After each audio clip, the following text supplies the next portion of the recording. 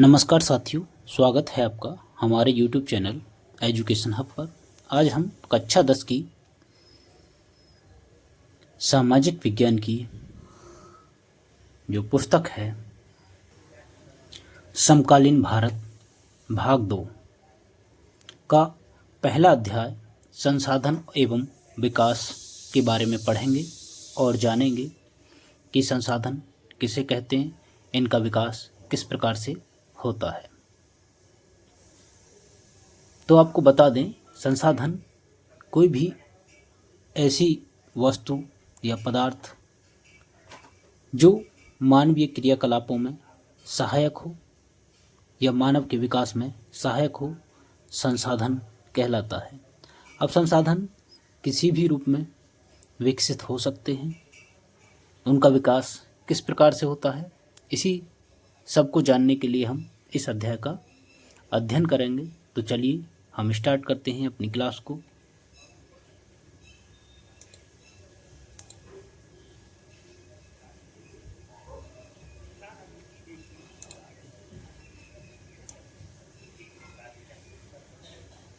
आशा करते हैं इतनी जूमिंग सही रहेगी जिससे हमें देखने में और पढ़ने में आसानी होगी। तो चलिए स्टार्ट करते हैं अपनी क्लास।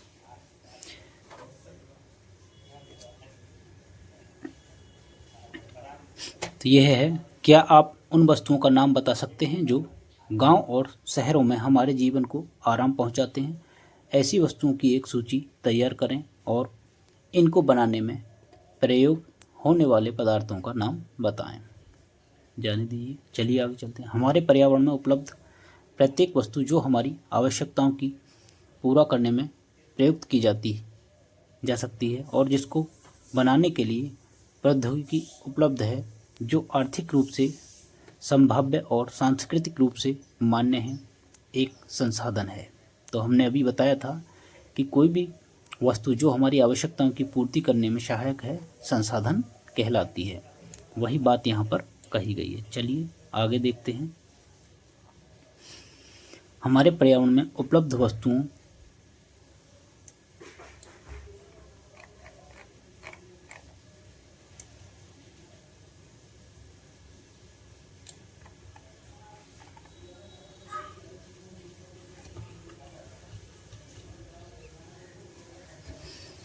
की रूपांतरण प्रक्रिया प्रकृति, औद्योगिक प्रौद्योगिकी और संस्थाओं के परस्पर क्रियात्मक संबंध में निहित है। मानव प्रौद्योगिकी द्वारा प्रकृति के साथ क्रिया करते हैं और अपने आर्थिक विकास की गति को तेज करने के लिए संस्थाओं का निर्माण करते हैं। कहने का मतलब है, मानव अपने विकास के लिए प्रकृति के साथ प्रौद्योगिकी और संस्थाओं के पारस्परिक क्रियात्मक संबंध में निहित है। मतलब उसके क्रियाकलापों के साथ में वो संबंध स्थापित करता है और आर्थिक विकास की गति को तेज करने के लिए अपनी संस्थाओं का निर्माण करता है। क्या आप भी अन्य बहुत से लोगों की तरह संसाधनों को प्राकृतिक उपहार समझते हैं? ऐसा नहीं है। संसाधन मानवीय क्रियाओं का परिणाम है। संसाधन क्या है? मानवीय क्रियाओं का परिणाम है। अगर मानव क्रिया नहीं करेगा तो संसाधन कैसे बन पाएंगे? मानव स्वयं संसाधनों का महत्वपूर्ण हिस्सा है। वे पर्यावरण में पाए जाने वाले पदार्थों को संसाधनों में परिवर्तित करते हैं तथा उन्हें प्रयोग करते हैं। इन संसाधनों का वर्गीकरण इस प्रकार से किया जा सकता है। यहाँ से प्रश्न बार बार उठते हैं, तो इस चार्ट को एक बार सावधानीपूर्वक अवश्य देखें और पढ़ें।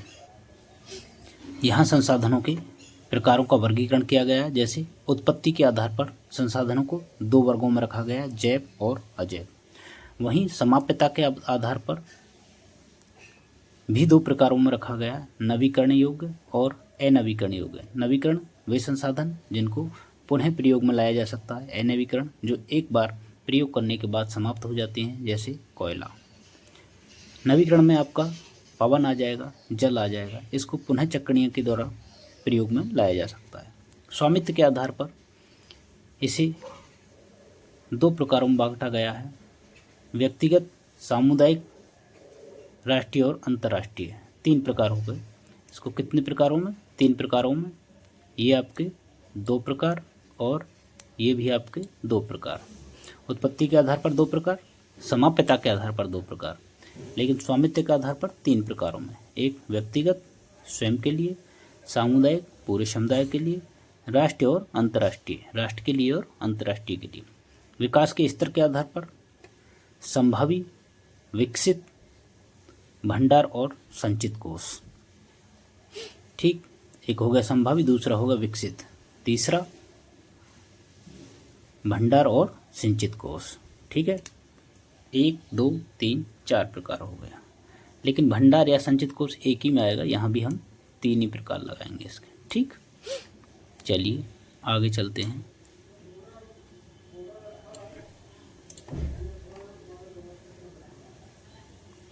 देखिए यहाँ पर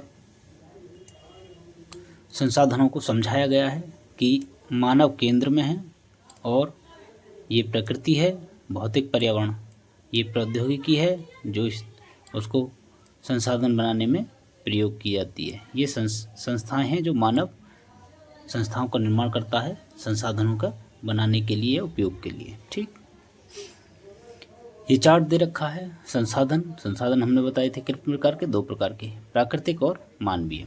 प्राकृतिक में नवीकरण और अनवीकरण बताए थे। फिर नवीकरण को 2 भागों में बांटा गया था, सतत अथवा प्रवाह, जैसे पवन या जल, ये हमेशा निरंतर चलते रहते हैं। जैव में आपको प्राकृतिक वनस्पति, वन और वन्यजीव 2 भागों में। उसी प्रकार अनवीकरण को पुनः चक्रणीय, जैसे धातु है, अचक्रणीय जैसे जीवाश्म ईंधन, इसमें कोयला आ जाएगा आपका।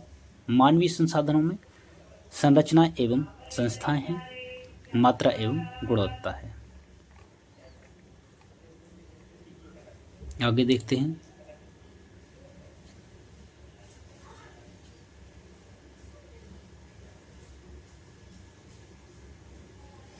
संसाधनों का विकास। संसाधन जिस प्रकार मनुष्य के जीवन यापन के लिए अति आवश्यक हैं, उसी प्रकार जीवन की गुणवत्ता बनाए रखने के लिए भी महत्वपूर्ण है। ऐसा विश्वास किया जाता था कि संसाधन प्रकृति की निःशुल्क देन है। कहने का मतलब है संसाधनों का विकास कैसे हुआ? जीवन को यापन करने के लिए बहुत आवश्यक हैं ये, जीवन की गुणवत्ता को बनाए रखने के लिए आवश्यक हैं ये। विश्वास है कि संसाधन प्रकृति की निःशुल्क देन है। कैसी देन है? निःशुल्क देन है। किसकी? प्रकृति की। परिणामस्वरूप मानव ने इनका अंधाधुंध उपयोग किया है।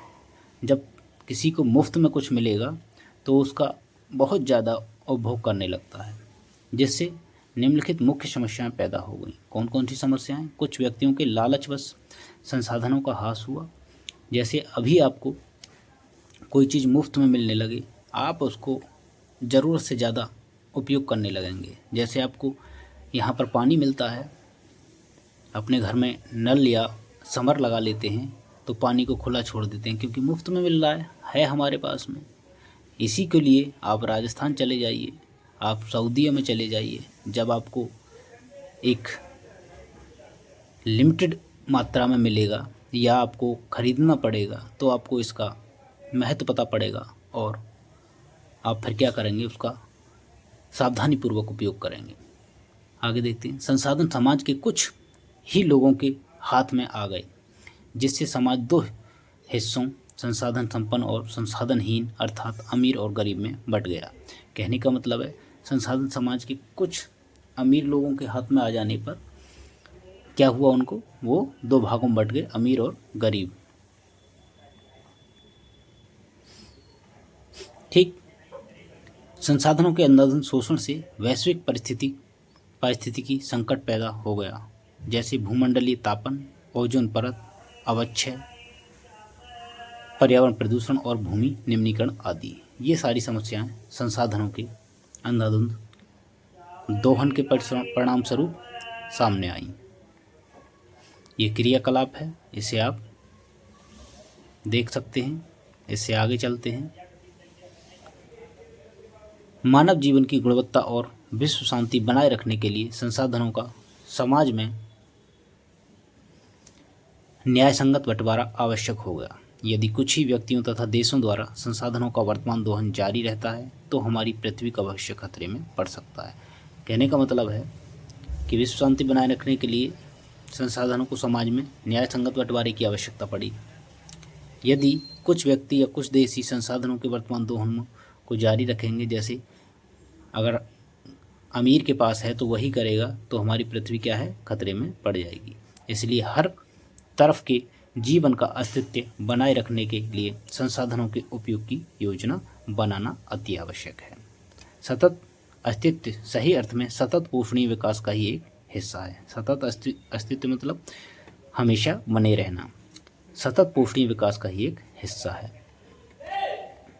चलिए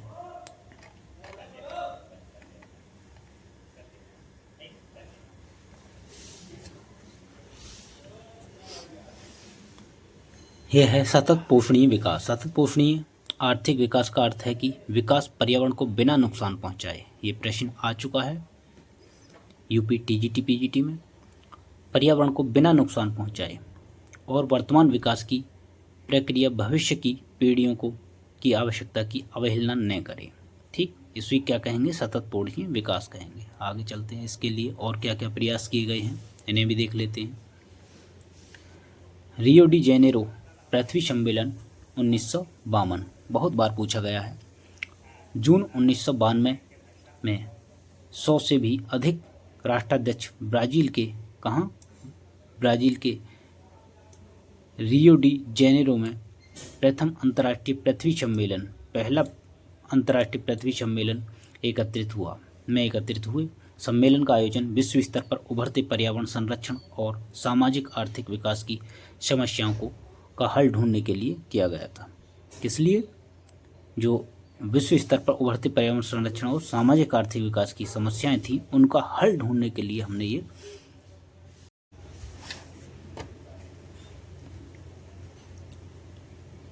इस सम्मेलन में एकत्रित नेताओं ने भूमंडलीय जलवायु परिवर्तन और जैविक विविधता पर एक घोषणा पत्र पर हस्ताक्षर किए। रियो सम्मेलन में भूमंडलीय वन सिद्धांत फॉरेस्ट प्रिंसिपल्स पर सहमति जताई और 21वीं शताब्दी में सतत पोषणीय विकास के लिए एजेंडा 21 को स्वीकृत किया। कब किया? 1992। एजेंडा 21 क्या है देख लेते हैं। यह एक घोषणा है जिसे 1992 में ब्राज़ील के शहर रियो डी जेनेरो में संयुक्त राष्ट्र पर्यावरण और विकास सम्मेलन, कौन सा? संयुक्त राष्ट्र पर्यावरण और विकास सम्मेलन UNCED के तत्वावधान में राष्ट्राध्यक्षों द्वारा स्वीकृत किया गया था। इसका उद्देश्य भूमंडलीय सतत पोषणीय विकास हासिल करना है। उद्देश्य क्या था? भूमंडलीय सतत पोषणीय विकास को हासिल करना। यह एक कार्यसूची है जिसका उद्देश्य समान हितों, पारस्परिक आवश्यकताओं और सम्मिलित जिम्मेदारियों के अनुसार विश्व सहयोग के द्वारा पर्यावरणीय क्षति, गरीबी और रोगों से निपटना है। उद्देश्य, जिम्मेदारियां क्या क्या थी? पर्यावरणीय क्षति को रोकना, गरीबी को दूर करना और रोगों से निपटना। एजेंडा 21 का मुख्य उद्देश्य यह है कि प्रत्येक स्थानीय निकाय अपना स्थानीय एजेंडा 21 तैयार करेगा। कहने का मतलब है प्रत्येक स्थानीय निकाय, कोई भी स्थानीय निकाय अपने एजेंडा 21 तैयार करेगा, जिसमें वो 21 सूत्रों को रखेगा कि हमें क्या क्या करना है, किन किन समस्याओं से निपटना है, कौन कौन सी समस्या हमारे सामने हैं, उनका किस प्रकार से समाधान करना है। ठीक, चलिए आगे देखते हैं।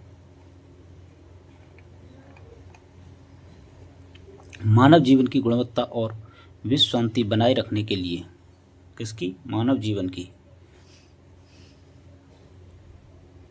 संसाधनों का समाज में न्याय संगत बंटवारा आवश्यक हो गया है। ये हम पढ़ चुके हैं। अच्छा, चलिए नेक्स्ट पेज, यहाँ चल रहे हैं कि अत्यधिक कमी है। उदाहरणार्थ झारखंड, मध्य प्रदेश और छत्तीसगढ़ आदि प्रांतों में खनिज और कोयले के प्रचुर भंडार हैं। कहाँ पर? झारखंड, मध्य प्रदेश, छत्तीसगढ़ आदि प्रांतों में किसके? खनिज और कोयले के प्रचुर भंडार हैं। अरुणाचल प्रदेश में जल संसाधन प्रचुर मात्रा में है। अरुणाचल प्रदेश में क्या है, जल संसाधन प्रचुर मात्रा में है पाए जाते हैं, परंतु मूल विकास की कमी है, लेकिन यहाँ पर इनका मूल विकास नहीं हो पाया है। राजस्थान में पवन और सौर ऊर्जा संसाधनों की बहुतायत है। राजस्थान में क्या है, पवन और सौर ऊर्जा, लेकिन जल संसाधनों की कमी है। लेकिन क्या है, लेकिन जल संसाधनों की कमी है। लद्दाख का शीत मरुस्थल देश के अन्य भागों से अलग थलग पड़ा है। लद्दाख में क्या है, हमारा शीत मरुस्थल है, ठीक, अलग थलग पड़ा है। यह प्रदेश सांस्कृतिक विरासत का धनी है। लद्दाख क्या है, सांस्कृतिक विरासत का धनी है, परंतु यहाँ जल, आधारभूत अवसंरचना तथा कुछ महत्वपूर्ण खनिजों की कमी है। इसलिए राष्ट्रीय, प्रांतीय, प्रादेशिक और स्थानीय स्तर पर तुलित संसाधन नियोजन की आवश्यकता है। आगे देखते हैं भारत में संसाधन नियोजन, किस प्रकार के संसाधनों का नियोजन किया गया। संसाधन नियोजन एक जटिल प्रक्रिया है जिसमें निम्नलिखित सोपान है।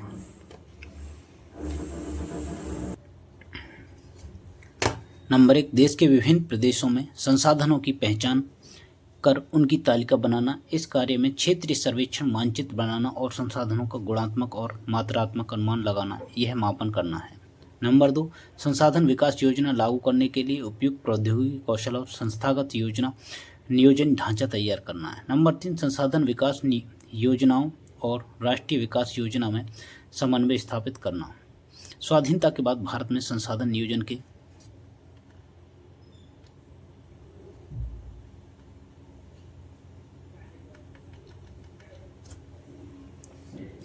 उद्देश्य की पूर्ति के लिए प्रत्येक पंचवर्षीय योजना से ही प्रयास किए गए।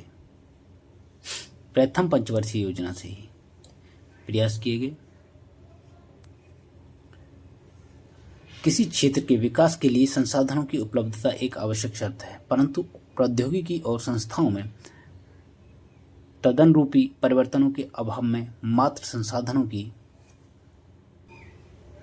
उपलब्धता से ही विकास संभव नहीं है। देश में बहुत से क्षेत्र हैं जो संसाधन समृद्ध होते हुए भी आर्थिक रूप से पिछड़े प्रदेशों की गिनती में आते हैं। इसके विपरीत कुछ ऐसे प्रदेश भी हैं जो संसाधनों की कमी होते हुए भी आर्थिक रूप से विकसित हैं। क्या आप संसाधन संपन्न परंतु आर्थिक रूप से पिछड़े और संसाधन विहीन परंतु आर्थिक रूप से विकसित प्रदेशों के नाम बता सकते हैं? ऐसी परिस्थिति होने के कारण बताइए। उपनिवेश का इतिहास हमें बताता है कि उपनिवेशों में संसाधन संपन्न प्रदेश विदेशी आक्रमणकारियों के लिए मुख्य आकर्षण रहे हैं। उपनिवेशकारी देशों ने बेहतर प्रौद्योगिकी के सहारे उपनिवेशों के संसाधनों का शोषण किया तथा उन पर अपना आधिपत्य स्थापित किया, परंतु संसाधन किसी प्रदेश के विकास में तभी योगदान दे सकते हैं जब वहाँ उपयुक्त प्रौद्योगिकी विकास और संस्थागत परिवर्तन किए जाएं। कहने का मतलब है, संसाधन किसी देश के लिए ऐसे ही योगदान नहीं दे देंगे, उसके योगदान के लिए भी कुछ शर्तें होती हैं, जैसे उपयुक्त प्रौद्योगिकी विकास। अगर वहाँ पर प्रौद्योगिकी का विकास है तो संसाधन आपके लिए उपयोगी हैं, अगर प्रौद्योगिकी का विकास नहीं है तो संसाधन आपके लिए उपयोगी नहीं हैं।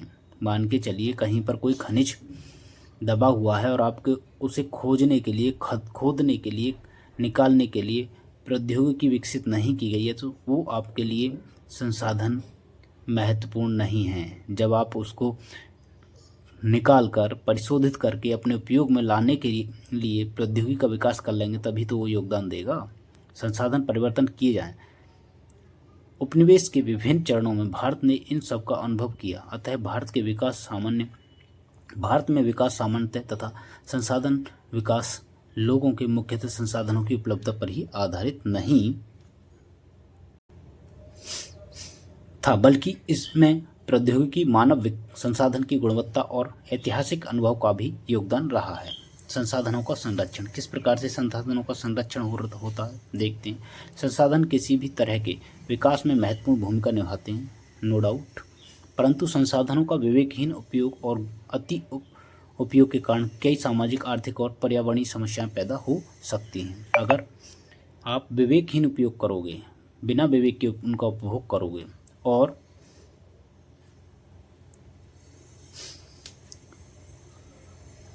इस तरीके से उपभोग करोगे कि उनके संरक्षण के लिए आपके पास में कोई सुविधाएं नहीं हैं, तो समस्याएं पैदा होंगी। इन समस्याओं से बचाव के लिए विभिन्न स्तरों पर संसाधनों का संरक्षण आवश्यक है। भूतकाल से ही संसाधनों का संरक्षण बहुत से नेताओं और चिंतकों के लिए चिंता का विषय रहा है। उदाहरण गांधी जी ने कहा था, यहाँ पर गांधी जी का एक वक्तव्य याद आता है, लिखा हुआ है, संसाधनों के संरक्षण का अपनी चिंता इन शब्दों में व्यक्त की है। किसने? गांधी जी ने, कि हमारे पास व्यक्ति की आवश्यकता पूर्ति के लिए बहुत कुछ है। किसके लिए? व्यक्तियों की आवश्यकता पूर्ति के लिए, लेकिन किसी के लालच की संतुष्टि के लिए नहीं, कि वो लालच को संतुष्ट कर सके उसके लिए हमारे पास कुछ नहीं। अर्थात हमारे पास पेट भरने के लिए बहुत है। क्या है? हमारे पास पेट भरने के लिए बहुत है। किसके लिए? पेट भरने के लिए, लेकिन पेटी भरने के लिए कुछ नहीं है। तो ये बड़ी बात थी गांधी जी की, कि हमारे पास पेट भरने के लिए तो पर्याप्त है, लेकिन पेटी भरने के लिए नहीं है। उनके अनुसार विश्व स्तर पर संसाधन ह्रास के लिए लालची और स्वार्थी व्यक्ति तथा आधुनिक प्रौद्योगिकी की विश्लेषणात्मक प्रवृत्ति जिम्मेदार है। वे अत्यधिक उत्पादन के विरुद्ध थे। कौन? गांधी जी अत्यधिक उत्पादन के विरुद्ध थे। इसके स्थान पर अधिक बड़े जन समुदाय द्वारा उत्पादन के पक्षधर थे। अंतर्राष्ट्रीय स्तर पर व्यवस्थित तरीके से संसाधन संरक्षण की वकालत 1968 में की गई।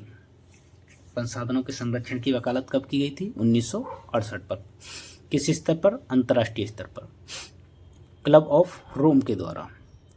तत्पश्चात 1974 में शमशेर ने, किसने? शमशेर ने अपनी पुस्तक स्मॉल इज ब्यूटीफुल में इस विषय पर गांधी जी के दर्शन की एक बार फिर से पुनरावृत्ति की। 1987 में ब्रेटलैंड आयोग, कब? 1987 ब्रेटलैंड आयोग रिपोर्ट द्वारा वैश्विक स्तर पर संसाधन संरक्षण में मूलाधार योगदान किया गया। इस रिपोर्ट ने सतत पोषणीय विकास, किस रिपोर्ट ने? 1987 की ब्रेटलैंड रिपोर्ट ने सतत पोषणीय विकास,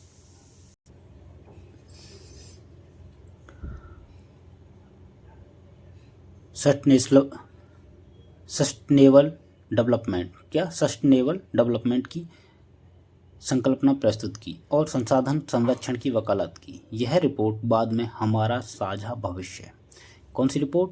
सतत पोषणीय विकास की जो अवधारणा थी 1987 की ब्रेटलैंड रिपोर्ट, इसमें हमारा साझा भविष्य, आवर कॉमन फ्यूचर शीर्षक से पुस्तक के रूप में प्रकाशित हुई।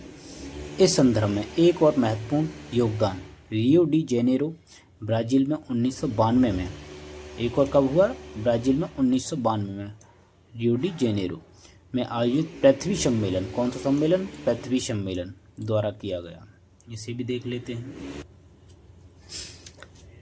भू संसाधन, क्या है भू संसाधन? हम भूमि पर रहते हैं, हाँ जी, इसी पर अनेक आर्थिक क्रियाकलाप करते हैं, बिल्कुल ठीक है, और विभिन्न रूपों में इसका उपयोग भी करते हैं, बिल्कुल सही है।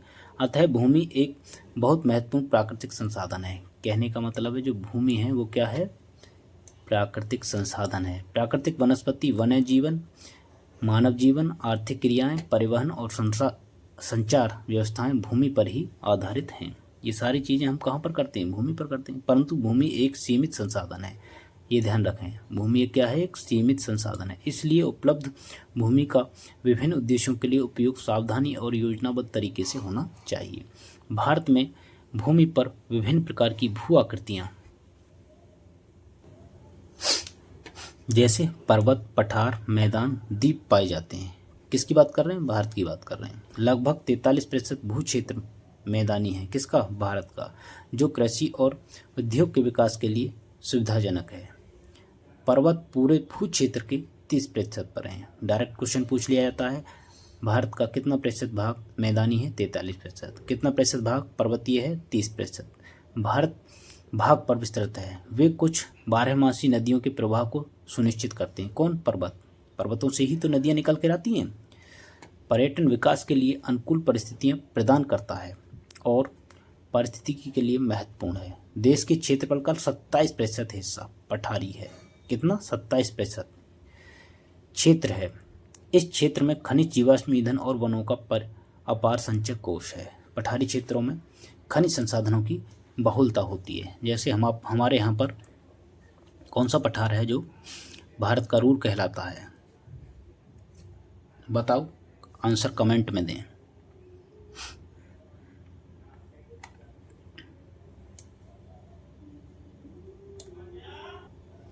देखिए यहाँ पर जो अभी इधर पढ़ा रहे थे उसी का ये डायग्राम दिया गया है, पाई चार्ट है। इसमें ये ब्लू कलर देख पा रहे हैं, किसको इंडिकेट कर रहा है? मैदानों को। कितना प्रतिशत? 43%। भारत का कुल भू क्षेत्र का 43% क्या है? मैदानी है। वहीं पर ये कलर जो आपको दिखाई पड़ रहा है महरून सा, ये कितना है? ये है पर्वत। ये कितना प्रतिशत है? 30% पर्वतीय क्षेत्र है। जबकि ये येलो कलर वाला पठारी क्षेत्र है। कितना प्रतिशत है? 27%। तो कहने का मतलब है मैदान 43%, पर्वत 30% और पठार 27% भारत के हैं ये। अब देखते हैं भू उपयोग। भू उपयोग को हम किस तरीके से उपभोग में लेते हैं।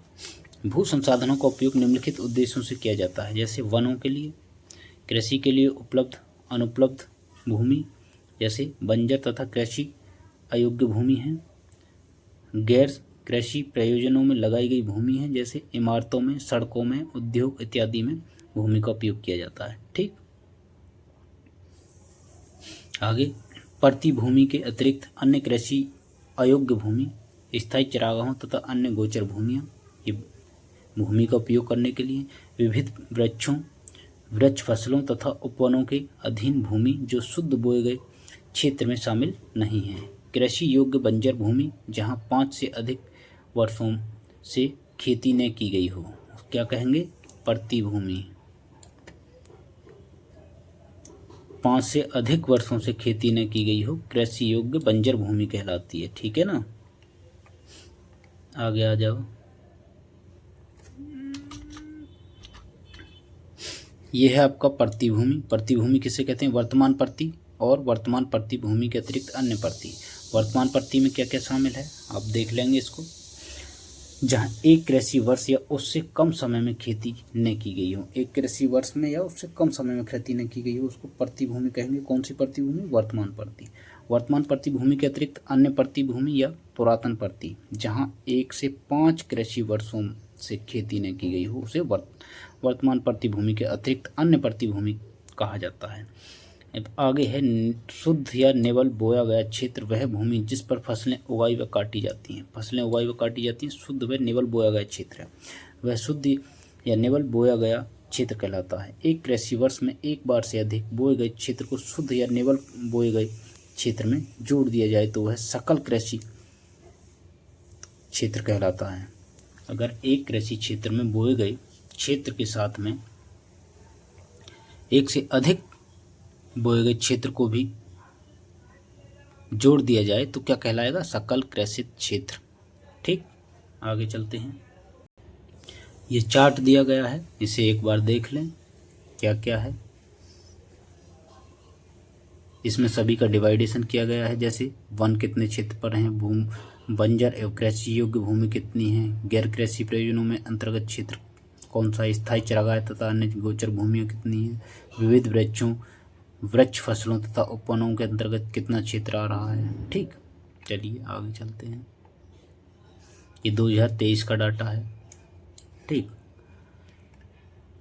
जाने दीजिए।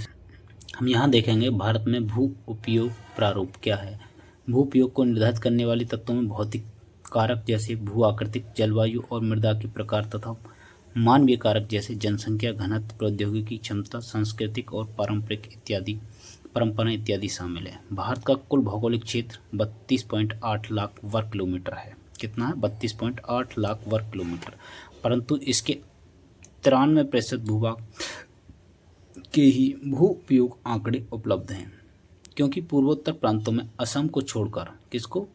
असम को छोड़कर अन्य प्रांतों के सूचित क्षेत्र के बारे में जानकारी उपलब्ध नहीं है। असम के बारे में प्राप्त है, बाकी के में नहीं। इसके अलावा जम्मू और कश्मीर में पाकिस्तान और चीन अधिकतम अधिकृत क्षेत्रों के भूमि उपयोग का सर्वेक्षण भी नहीं हुआ है। इसके अलावा जम्मू और कश्मीर में पाकिस्तान और चीन अधिकृत पाकिस्तान और चीन ने जो अधिकृत कर रखा है, कब्जा रखा है क्षेत्रों के भूमि उपयोग का सर्वेक्षण भी नहीं हुआ है। चलिए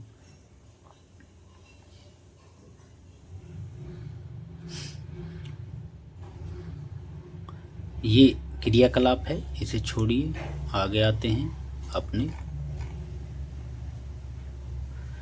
स्थायी चरागाहों के अंतर्गत भी भूमि कम हुई है। पशुधन की इतनी बड़ी संख्या के लिए चारा उपलब्ध कराने में कैसे समर्थ होंगे और इसके क्या परिणाम होंगे। वर्तमान प्रति भूमि के अतिरिक्त अन्य प्रति भूमि अनुपजाऊ है और इन पर फसलें उगाने के लिए कृषि लागत बहुत ज़्यादा है। अतः इस भूमि में 2 या 3 वर्षों में इनको 1 या 2 बार बोया जाता है और यदि इसे शुद्ध निवल बोए गए क्षेत्र में शामिल किया जाता है तो भी भारत के कुल सूचित क्षेत्र के लगभग 54% हिस्से पर ही खेती हो सकती है। कितने प्रतिशत पर? 54% पर, ध्यान रखें। शुद्ध निवल बोए गए क्षेत्र का प्रतिशत भी विभिन्न राज्यों में भिन्न भिन्न है, सभी राज्यों में ये अलग अलग है। पंजाब और हरियाणा में 80%, पंजाब और हरियाणा में शुद्ध निवल बोया गया क्षेत्र कितना है? 80% भूमि पर खेती होती है। परंतु अरुणाचल प्रदेश, मिजोरम, मणिपुर, अंडमान निकोबार द्वीप समूह में केवल 10% पर से भी कम क्षेत्र बोया जाता है। इन राज्यों में शुद्ध निवल बोए गए क्षेत्र के कम अनुपात के लिए उत्तरदायी कारणों को ज्ञात कीजिए। क्या क्या कारण है यहाँ पर? मोस्टली ये कैसे क्षेत्र हैं? पर्वतीय क्षेत्र हैं या पठारी क्षेत्र हैं। पर्वतीय, यहाँ पर ऊंचे नीचे पर्वत पहाड़ियाँ हैं। ठीक, आगे देखते हैं। हमारे देश में राष्ट्रीय वन नीति कब आई थी? 1952 द्वारा निर्धारित वनों के अंतर्गत 33% भौगोलिक क्षेत्र वांछित है। कहने का मतलब है 1952 की राष्ट्रीय वन नीति के अनुसार कितने क्षेत्र पर वनों का होना आवश्यक है? 33% पर, किंतु जिसकी तुलना में वन के अंतर्गत क्षेत्र काफ़ी कम है। लेकिन हमारे यहाँ पर क्षेत्र कितना है? बहुत कम है इसकी अपेक्षा। नीति द्वारा निर्धारित यह सीमा पारिस्थितिकी संतुलन बनाए रखने के लिए आवश्यक है। वन क्षेत्रों के आसपास रहने वाले लाखों लोगों की आजीविका इस पर निर्भर करती है। भू उपयोग का एक भाग बंजर भूमि और दूसरा गैर कृषि प्रयोजनों में लगाई गई भूमि कहलाता है। बंजर भूमि में पहाड़ी, चट्टानें, सूखी और मरुस्थलीय भूमि शामिल हैं। बंजर भूमि में क्या क्या शामिल है? पहाड़ी, चट्टानें, सूखी और मरुस्थलीय भूमि ये शामिल है। गैर कृषि प्रयोजनों में लगाई गई भूमि में देख लीजिए जी, गैर कृषिगत भूमि लगाई गई भूमि में बस्तियां, सड़कें, रेल लाइन उद्योग इत्यादि आते हैं। लंबे समय तक लगातार भूमि संरक्षण और प्रबंधन की अवहेलना करने एवं लगातार भू उपयोग के कारण भू संसाधनों का निम्नीकरण हो रहा है। इसके कारण समाज और पर्यावरण पर गंभीर आपदा आ सकती है। जिस प्रकार से हम जो भूमि है उसका उपभोग कर रहे हैं या बंजर भूमियां हैं, इनकी हम अवहेलना कर रहे हैं संरक्षण के लिए इसके, तो कहीं ना कहीं समस्याएं तो आएंगी। इसी बात को यहाँ पर कहा गया है। चलिए आगे देखते हैं।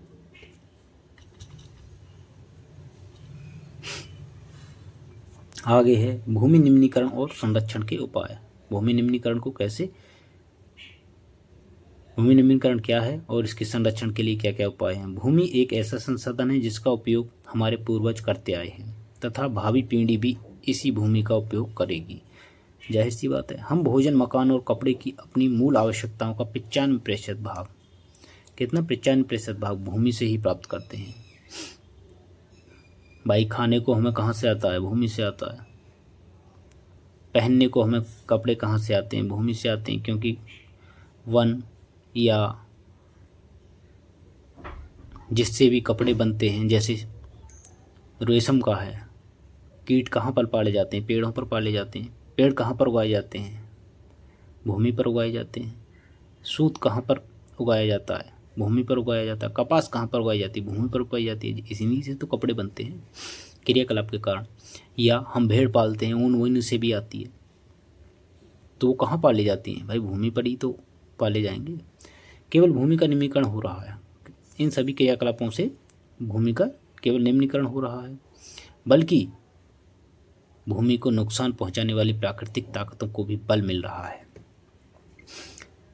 कुछ मानव क्रियाकलापों जैसे वनोन्मूलन, अति पशुचारण, वनोन्मूलन कर रहा है, वनों की कटाई कर रहा है।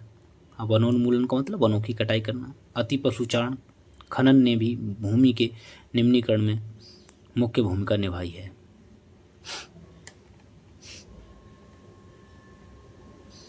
खनन के उपरांत खदानों वाले स्थानों को गहरी खाइयों और मलबे के साथ खुला छोड़ दिया जाता है। खनन के कारण झारखंड, छत्तीसगढ़, मध्य प्रदेश और उड़ीसा जैसे राज्यों में वनोन्मूलन भूमि निम्नीकरण का कारण बना है।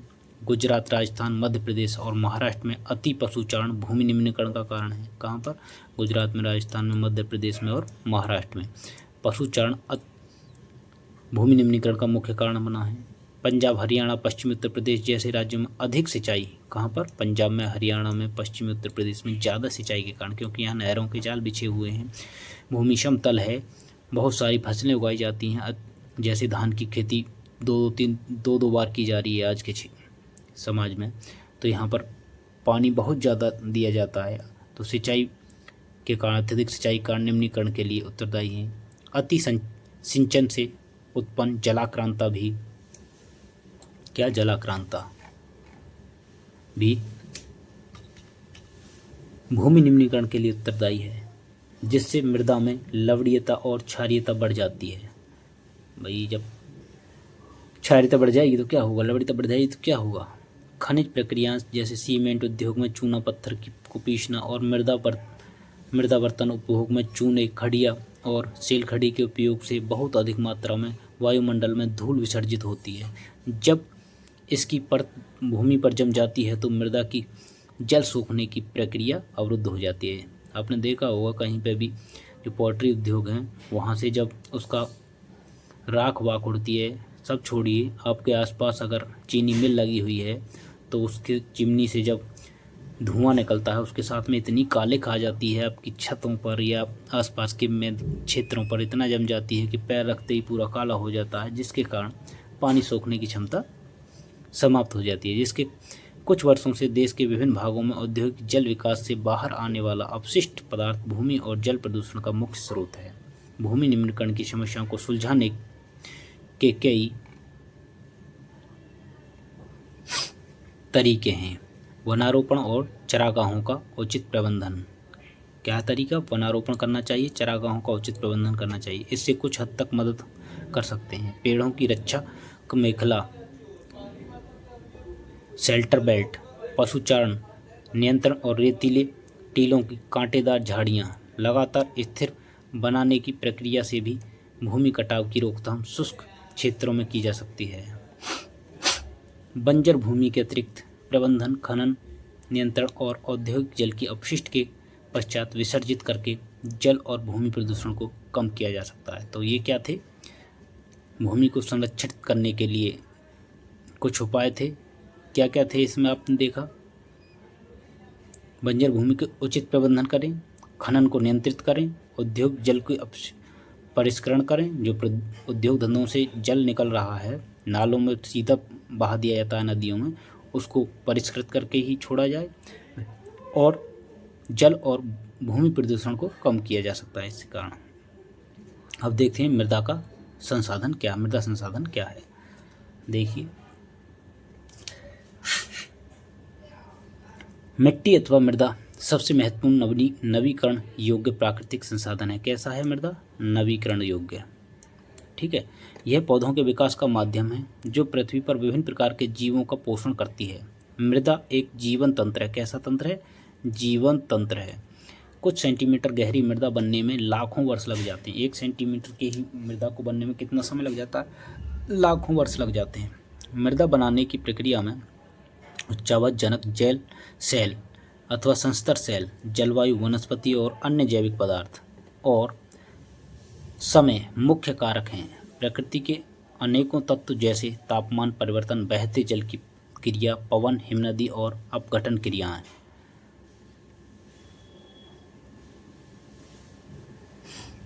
आदि मृदा बनने की क्रिया में योगदान देती हैं। मृदा में होने वाले रासायनिक और जैविक परिवर्तन भी महत्वपूर्ण हैं। मृदा जैसे ह्यूमस और अजैव दोनों प्रकार के मृदा जैव जैसे ह्यूमस और अजैव दोनों प्रकार के पदार्थों से बनती है। मृदा बनने की प्रक्रिया को निर्धारित करने वाले तत्व उनके रंग, गहराई, गठन, आयु है, रासायनिक और भौतिक। अब देखा आपने मृदा में कौन कौन से जैविक और अजैविक दोनों ही प्रकार के पदार्थ महत्वपूर्ण भूमिका निभाते हैं। चैप्टर बड़ा है, लगभग आधे पर हम आ चुके हैं। देखिए, ये मृदा के संस्तर दिए गए हैं। ऊपरी संस्तर की मृदा, उप मृदा, अपक्षय चट्टानें, बालू, गाद, सिल्ट व मृत्तिका, अधस्तरीय अपक्षय आधारी चट्टानें, अपक्षय रहित आधारी चट्टानें। ये परिच्छेदिका थी कितनी, 1, 2, 3 और 4। चलिए हम आगे का देखते हैं। भौतिक गुणों के आधार पर भारत की मृदाओं को निम्नलिखित प्रकारों में वर्गीकृत किया गया है। मृदाओं का वर्गीकरण। भारत के अनेक प्रकार के उच्चावच भू-आकृतियां, जलवायु और वनस्पति पाई जाती हैं। बिल्कुल, इस कारण अनेक प्रकार की मृदाएं विकसित हुई हैं। जी, आओ देखते हैं उन मृदाओं के बारे में ही। नंबर 1 हमारी क्या है, जलोढ़ मृदा। ये सबसे अधिक क्षेत्र पर पाई जाती है। यह मृदा विस्तृत रूप से फैली हुई है और यह देश की महत्वपूर्ण मृदा है। वास्तव में संपूर्ण उत्तरी मैदान जलोढ़ मृदा से बना है। कौन सा मैदान, उत्तर का मैदान। यह मृदाएं हिमालय की 3 महत्वपूर्ण नदी तंत्रों, हिमालय की कितनी नदी तंत्रों, हिमालय की 3 महत्वपूर्ण नदियां, कौन सी, सिंधु, गंगा और ब्रह्मपुत्र नदियों द्वारा लाए गए निक्षेपों से बनी है। एक संकरे गलियारे के द्वारा ये मृदाएं राजस्थान और गुजरात तक फैली हैं। कहाँ तक फैली हैं, राजस्थान और गुजरात तक फैली हैं। पूर्वी तटीय मैदान विशेषकर महानदी, गोदावरी, कृष्णा और कावेरी। पूर्वी तटीय मैदान पर कौन कौन सी हैं, महानदी है, गोदावरी है, कृष्णा है और कावेरी। नदियों के डेल्टा के भी जलोढ़ मृदा से बने हैं। जलोढ़ मृदा में रेत, सिल्ट और मृत्तिका के विभिन्न अनुपात पाए जाते हैं। रेत पाया जाता है, सिल्ट पाई जाती है और मृत्तिका अनुपातों में पाई जाती है। जैसे हम नदी के मुहाने से घाटी में ऊपर की ओर जाते हैं, मृदा के कणों का आकार बढ़ता जाता है। बिल्कुल, नदी घाटी के ऊपरी भाग में जैसे ढाल भंग के समीप मोटे कण वाली मृदाएं पाई जाती हैं। ऐसी मृदाएं पर्वतों की तलहटी पर बने मैदानों जैसे द्वार, पर्वतों की तलहटी पर बने मैदानों जैसे द्वार, चो क्षेत्र और तराई में आमतौर पर पाई जाती हैं। द्वार को चो भी कहते हैं। ठीक, कणों के आकार या घटकों के अलावा मृदाओं की पहचान उनकी आयु से भी की जाती है। आयु के आधार पर जलोढ़ मृदा 2 प्रकार की होती हैं। आयु के आधार पर जलोढ़ मृदा को कितने भागों में बांटा गया, 2। पुराना जलोढ़ जिसे बांगर कहते हैं और नया जलोढ़ जिसे खादर कहते हैं। बांगर मृदा में कंकड़ ग्रंथियों की मात्रा अधिक होती है। बांगर में, खादर मृदा में बांगर मृदा की तुलना में ज़्यादा महीन कण पाए जाते हैं। खादर में महीन कण होते हैं बांगर की अपेक्षा। जलोढ़ मृदाएं बहुत उपजाऊ होती हैं। अधिकतर जलोढ़ मृदाएं पोटाश, फास्फोरस और चूना युक्त होती हैं। ध्यान रखना, जो जलोढ़ मृदाएं हैं इनमें क्या क्या पाया जाता है, पोटाश, फास्फोरस और चूने की मात्रा होती है। ठीक, आगे चलते, जो इनको गन्ना, चावल, गेहूं और अन्य अनाजों और दलहन फसलों की खेती के लिए उपयुक्त बनाती है। अधिक उपजाऊपन के कारण जलोढ़ मृदा वाले क्षेत्रों में गहन कृषि की जाती है। कैसी कृषि की जाती है, गहन कृषि की जाती है जलोढ़ मृदा वाले क्षेत्रों में। यहाँ जनसंख्या घनत्व भी अधिक रहता है। जनसंख्या घनत्व कैसा रहता है, यहाँ पर अधिक रहता है। सूखे क्षेत्रों की मृदा अधिक क्षारीय होती हैं। भैया, सूखे क्षेत्र में क्या होता है, अधिक क्षारीय मृदाएं होती हैं। इन मृदाओं का सही उपचार और सिंचाई करके इनकी पैदावार बढ़ाई जा सकती है। ये हमने पढ़ा जलोढ़ मृदा के बारे में। अब पढ़ते हैं हम काली मृदा। देखो, काली मृदा क्या है, इसका निर्माण कैसे होता है। इन मृदाओं का रंग कैसा होता है, काला होता है। इन्हें रेगुर मृदा भी कहा जाता है। किसको, काली मृदा को। काली मृदा कपास की खेती के लिए उचित समझी जाती है। किसकी खेती के लिए, कपास की खेती के लिए। और काली कपासी मृदा के नाम से भी जानी जाती है। इसको क्या कहते हैं, काली कपासी मृदा भी कहते हैं। यह माना जाता है कि जलवायु और जनक सेलों ने काली मृदा के बनने में महत्वपूर्ण योगदान दिया है। किसने, जलवायु और जनक सेल। जनक सेल कौन सी, आग्नेय चट्टानों से जो बनी सेलें हैं।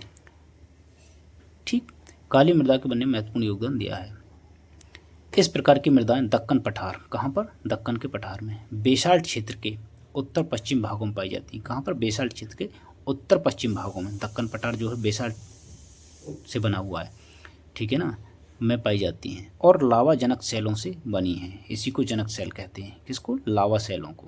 ये मृदाएं महाराष्ट्र, कहाँ कहाँ पाई जाती हैं, महाराष्ट्र में, सौराष्ट्र में, मालवा, मध्य प्रदेश, छत्तीसगढ़ के पठार पर पाई जाती हैं। अभी हमने देखा काली मृदा को क्या कहेंगे, रेगुर, काली कपाशी मृदा। निर्माण किससे हुआ है, बेसाल्ट से, बेसाल्टिक चट्टानों से। महाराष्ट्र में, सौराष्ट्र में, मालवा, मध्य प्रदेश और छत्तीसगढ़ के पठार पर ये पाई जाती हैं। और ये यहाँ पर आपको भारत का मैप दिया हुआ है, मृदा के प्रकार दिए हुए हैं, कहाँ कहाँ पर कौन कौन सी मृदा पाई जा रही है। जैसे पर्वतीय और वन मृदा कहाँ है, ये वाला हिमालय का क्षेत्र जो है, उत्तर हिमालय, ठीक, उत्तरी भारत का उत्तरी पर्वतीय प्रदेश, यहाँ पर पर्वत और वन मृदा पाई जाती है, पर्वतीय और वन प्रकार की मृदा पाई जाती है। इसके नीचे ये वाला जो रीजन है, ये पूरा, ये यहाँ तक फैला हुआ है, देख रहे हैं आप, ये पूरा और यहाँ पर ये कैसी मृदा है, जलोढ़ मृदा है। हमने बताया था भारत में सबसे अधिक किस मृदा का विस्तार है, जलोढ़ मृदा का। तो आप देख पा रहे हैं यहाँ से लेकर यहाँ तक तटों के आसपास ये पूरा, ठीक है। इसके बाद आपकी लाल और पीली मृदा है, ठीक, ये देख पा रहे हैं, ये लाल और पीली मृदा का क्षेत्र है। ये कहाँ है, तटीय क्षेत्र है, पूर्वोत्तर भारत है और पूर्वी भारत में, प्रायद्वीप के पूर्वी क्षेत्र में, ठीक, प्रायद्वीप पठार के पूर्वी क्षेत्र में। इसके बाद काली मिट्टी है, काली मृदा कहाँ है आपकी, प्रायद्वीपीय भारत में, ठीक, ये मध्य भारत में, प्रायद्वीपीय भारत में। इसके बाद है लेटेराइट मृदा, लेटेराइट मृदा आपको ये मिल रही है यहाँ पर और ये मिल रही है। इसके बाद शुष्क मृदा, शुष्क मृदा कहाँ कहाँ मिल रही है, जैसे राजस्थान वाला पूरा रीजन है, यहाँ पर कैसी मृदा है, शुष्क मृदा है, ठीक। तो इस प्रकार से हमने ये भारत की मृदाओं को भी देखा, कहाँ कहाँ पर कौन कौन सी मृदा पाई जा रही है। चलिए आगे देखते हैं।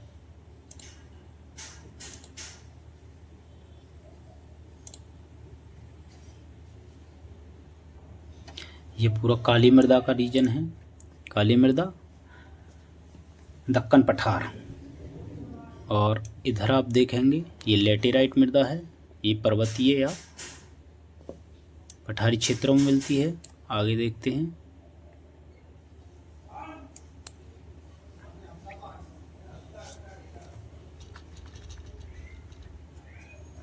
चलिए,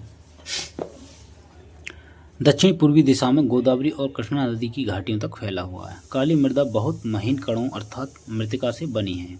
ये कहाँ है, दक्षिणी पूर्वी दिशा में गोदावरी और कृष्णा नदियों को फैली हुई है। कौन सी, काली मृदा। काली मृदा बहुत महीन कणों अर्थात मृतिका से बनी हुई है।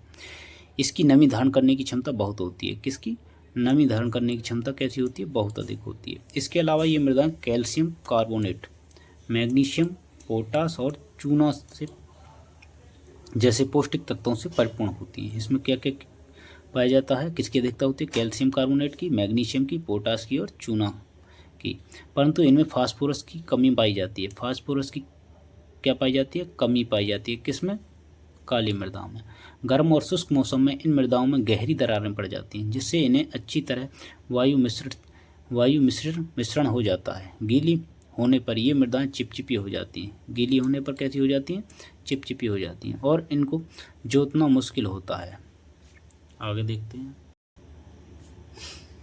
मुश्किल हो जाता है और इनको जोतना मुश्किल हो जाता है, इसलिए इनकी जुताई मानसून प्रारंभ होने की पहली बौछार से ही शुरू हो जाती है। जैसे अब मानसून चल रहा है तो इसकी जो पहली बौछार पड़ेंगी तभी से इनकी जुताई स्टार्ट हो जाती है। तो इस प्रकार हमने काली मृदा के बारे में पढ़ा। काली मृदा को किन किन नामों से जाना जा रहा है हमने वो देखा। काली मृदा कहाँ कहाँ पाई जा रही है हमने वो देखा। काली मृदा में कौन कौन से तत्वों की अधिकता रहती है वो देखा। काली मृदा में कौन कौन से तत्वों की कमी पाई जाती है ये देखा। चलिए आगे देखते हैं हम। लाल एवं पीली मृदा, लाल और पीली मृदा। लाल मृदा दक्कन पठार के पूर्वी और दक्षिणी हिस्सों में, हमने बताया था मैप के माध्यम से भी दिखाया था कहाँ कहाँ पाई जा रही है। तो लाल मृदा और पीली मृदा कहाँ पाई जाएगी, दक्कन का पठार जो है उसके पूर्वी और दक्षिणी हिस्से में रवेदार आग्नेय चट्टानों का पर कम वर्षा वाले भागों में विकसित होती है। जहाँ पर पीली मृदा कहाँ विकसित होती है? जहाँ पर वर्षा कम होगी। लाल और पीली मृदा उड़ीसा, लाल पीली मृदा कहाँ कहाँ पाई जा रही है देख लें। उड़ीसा में, छत्तीसगढ़ में, मध्य गंगा मैदान के दक्षिणी छोर पर और पश्चिमी घाट की पहाड़ियों पद पर पाई जाती है। इन मृदाओं को लाल रंग रवेदार आग्नेय और रूपांतरित चट्टानों में लौह धातु के प्रसार के कारण होता है। इसमें लौह ऑक्साइड की अधिकता के कारण होता है। इनका पीला रंग इनमें जल योजन के कारण होता है। पीला रंग कैसे होता है? जल योजन के कारण होता है। ये पढ़ा हमने लाल और पीली मृदा के बारे में। अब देखते हैं हम लैटेराइट मृदा। लैटेराइट शब्द ग्रीक भाषा के शब्द लेटर से बना है। किससे? लेटर से बना है, जिसका अर्थ है ईंट। लैटेराइट मृदा का निर्माण उष्णकटिबंधीय और उपोष्णकटिबंधीय जलवायु वाले क्षेत्रों में होता है। आर्द्र और शुष्क ऋतु के एक के बाद एक आने के कारण होता है। आर्द्र ऋतु आई, शुष्क ऋतु आई, उनके एक एक बाद होने के होता है। यह भारी वर्षा से अत्यधिक निश्चालन, यहाँ पर क्या होता है? भारी वर्षा होती है, जिसके कारण क्या होता है? निश्चालन, जिसको लीचिंग की प्रक्रिया कहते हैं, का परिणाम है। लैटेराइट मृदा अधिकतर गहरी तथा अम्लीय, कैसी होती है? ये गहरी होती है और अम्लीय होती है। पीएच मान कितना होता है? 6 से अधिक होता है। इसमें सामान्यतः पौधों के पोषक तत्वों की कमी होती है। इसमें पौधों के लिए पोषक तत्वों की कमी होती है। यह अधिकतर दक्षिणी राज्यों, कहाँ पर पाई है? दक्षिणी राज्यों, महाराष्ट्र, पश्चिमी घाट, उड़ीसा, पश्चिम बंगाल के कुछ भागों तथा उत्तर पूर्वी प्रदेश में पाई जाती है, जहाँ इस मिट्टी में पर्णपाती और सदाबहार वन मिलते हैं। कैसे वन मिलते हैं? यहाँ पर पर्णपाती और सदाबहार वन मिलते हैं। वहाँ इसमें ह्यूमस पर्याप्त रूप से पाया जाता है। जहाँ पर ये वन मिलेंगे वहाँ पर ह्यूमस की मात्रा इसमें पाई जाती है। लेकिन विरल वनस्पति और अर्धशुष्क पर्यावरण में इसमें ह्यूमस की कमी पाई जाती है। जहाँ पर वनस्पति विरल है वहाँ पर ह्यूमस की कमी पाई जाती है। मरुस्थलों पर उनकी स्थिति के अनुसार उनमें अपर्दन तथा भूमि निम्नीकरण की संभावना होती है। मृदा संरक्षण की उचित तकनीकी अपनाकर इन मृदाओं पर कर्नाटक, केरल, तमिलनाडु में चाय और कॉफ़ी उगाई जाती है। कैसी मृदा में? लैटेराइट मृदा में। कर्नाटक, केरल, तमिलनाडु में चाय और कॉफ़ी उगाई जाती है। तमिलनाडु, आंध्र प्रदेश और केरल की लाल लैटेराइट मृदा काजू की फसल के लिए अधिक उपयुक्त है। कहाँ पर? कर्नाटक, आंध्र प्रदेश और केरल में लैटेराइट मृदा जो है काजू की फसल के लिए अधिक उपयोगी है। आगे देखते हैं मरुस्थलीय मृदा। मरुस्थलीय मृदाओं का रंग लाल और भूरा होता है। ये मृदाएं आमतौर पर रेतीली और लवणीय होती हैं। कैसी होती हैं? रेतीली और लवणीय होती हैं। कुछ क्षेत्रों में नमक की मात्रा इतनी अधिक है कि झीलों से जल वाष्पीकृत करके खाने का नमक भी बनाया जाता है। शुष्क जलवायु और उच्च तापमान के कारण, कैसे? शुष्क जलवायु और उच्च तापमान के कारण जल वाष्पन दर अधिक है और मृदाओं में ह्यूमस और नमी की कमी रहती है। ह्यूमस और नमी की कमी रहती है। मृदा की सतह के नीचे कैल्शियम की मात्रा बढ़ती चली जाती है और नीचे की परतों पर चूने के कंकर की सतह पाई जाती है। इसके यहाँ पर आपको मरुस्थलीय मृदा का चित्र दिखाया गया है। इधर साइड में ही आपको मृदा अपर्दन कैसे हो रहा है वो दिखाया गया है। मृदा का कटाव हो रहा है, जल के कारण अपर्दित हो रही है। ठीक,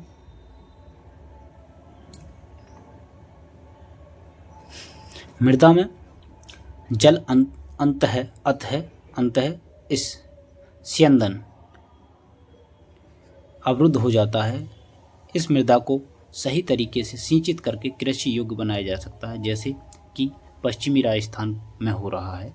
वहाँ पर मृदा को सिंचित किया जा रहा है और कृषि योग्य बनाया जा रहा है। आगे देखते हैं वन मृदा। कौन सी मृदा? वन मृदा। ये मृदाएं आमतौर पर पहाड़ी और पर्वतीय क्षेत्रों में पाई जाती हैं। कैसी? वन मृदा, जहाँ पर्याप्त वर्षा वन उपलब्ध हैं। इन मृदाओं के गठन में पर्वतीय पर्यावरण के अनुसार बदलाव आता है। नदी घाटियों में ये मृदाएं दोमट और सिल्टदार होती हैं। नदी घाटियों में कैसी? दोमट और सिल्टदार होती हैं, परंतु ऊपरी ढालों पर उनका गठन मोटे कणों का होता है। हिमालय के हिमाच्छादित क्षेत्र में इन मृदाओं का बहुत अपर्दन होता है और ये अधिसिलिक, एसिडिक तथा ह्यूमस रहित होती हैं। नदी घाटियों के निचले क्षेत्रों, विशेषकर नदी सोपानों और जलोढ़ पंखों आदि में ये मृदाएं उपजाऊ होती हैं। ठीक, अब देखते हैं मृदा अपरदन और संरक्षण। मृदा के कटाव और उसके बहाव की प्रक्रिया को मृदा अपरदन कहा जाता है। मृदा के बनने और अपरदन की क्रियाएं आमतौर पर साथ साथ चलती हैं और दोनों में संतुलन होता है, परंतु मानवीय क्रियाओं जैसे वनोन्मूलन, अतिपशुचरण, निर्माण और खनन इत्यादि से कई बार यह संतुलन भंग हो जाता है तथा प्राकृतिक तत्व जैसे पवन, हिमनदी और जल मृदा अपरदन करते हैं। बहता जल मृत्तिका युक्त मृदाओं को काटते हुए गहरी वाहिकाएं बनाता है जिन्हें अवनालिकाएं कहते हैं। ऐसी भूमि जोतने योग्य नहीं रहती है, इसे उत्खात भूमि बैडलैंड कहा जाता है।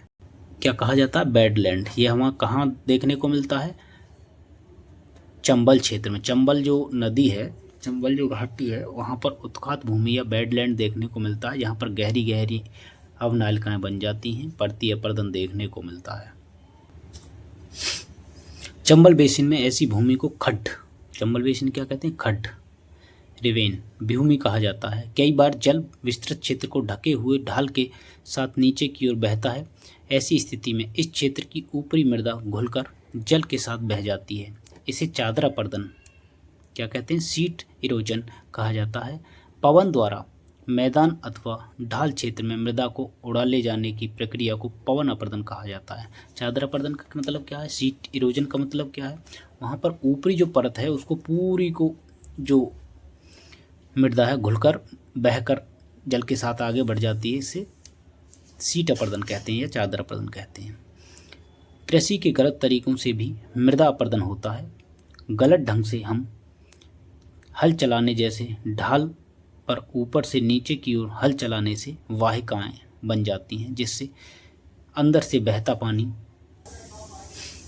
आसानी से मृदा का कटाव करता है। ढाल वाली भूमि पर समोच्च रेखाओं के समानांतर हल चलाने से ढाल के साथ जल बहाव की गति घटती है। देख पा रहे हैं, यह है आपका अवनालिका अपरदन। यहाँ पर देखो कैसी नालियाँ बन रही हैं। ऊपरी इसकी जो परत है पूरी हट कर यहाँ से यहाँ इधर आगे जमा होती जा रही है। ठीक, चलिए और देखते हैं आगे। इसे समोच्च जुताई कहा जाता है। ढाल वाली भूमि पर सोपान बनाए जा सकते हैं। सोपान कृषि अपरदन को नियंत्रित करती है। पश्चिमी और मध्य हिमालय में सोपान अथवा सीढ़ीदार कृषि, सोपान को क्या कहते हैं? सीढ़ीदार कृषि काफ़ी विकसित है। कहाँ पर? पश्चिमी और मध्य हिमालय में। बड़े खेतों की पट्टियों में बांटा जाता है। बड़े खेतों को पट्टियों में बांटा जाता है। भूमि के बीच में घास की पट्टियाँ उगाई जाती हैं। ये पवन द्वारा जनित बल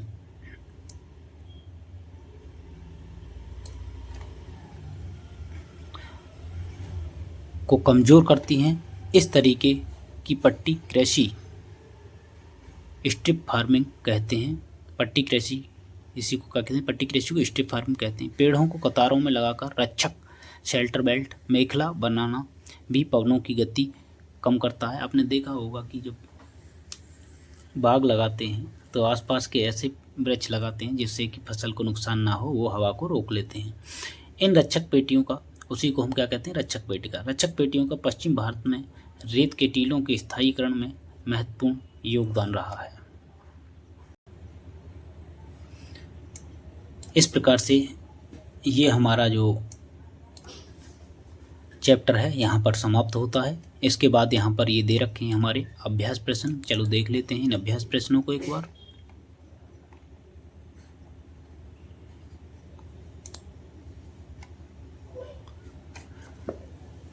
क्या है अभ्यास प्रश्नों में? अभी तक हमने क्या पढ़ा है इसके बारे में जानकारी दी गई है, तो आइए देखते हैं।